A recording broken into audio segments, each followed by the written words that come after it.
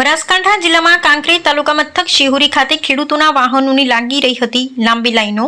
કાંકરેજ તાલુકામાં વાદળછાયું વાતાવરણ, હવામાન વિભાગની આગાહી મુજબ વાતાવરણમાં પલટો, ત્યારે ખેડૂતો તમાકુ લઈને વેચાણ માટે શિહોરી પહોંચ્યા। તમાકુ તૈયાર માલ વરસાદ પહેલા વેચાણમાં પહોંચી જાય, વાતાવરણને પગલે ખેડૂતો જીવઅદ્ધર જોવા મળ્યા। વરસાદથી ખેડૂતને તમાકુમાં નુકસાન ભોગવવાનો વારો ના આવે તે હેતુથી કમોસમી વરસાદની આગાહી બાબતે સાવચેતીના પગલાં લેવા બાબતના સમાચારથી ખેડૂતો પોતાનો મહામૂલ્ય પાક વેચવા માર્કેટમાં।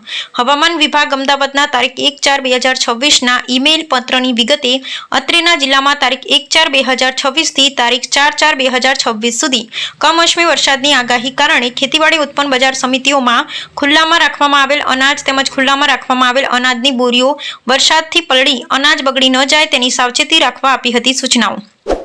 તમામ ખેતીવાડી ઉત્પન્ન બજાર સમિતિઓ સબ સેન્ટરોમાં તથા અનાજ કે અનાજ ભરેલી બોરીઓ પરિવહન દરમિયાન પલળી ન જાય તે અંગે આપની કક્ષાએથી સૂચના અપાઈ હોવાનું આવ્યું હતું સામે। રામજીભાઈ રાયગોર, બનાસકાંઠા।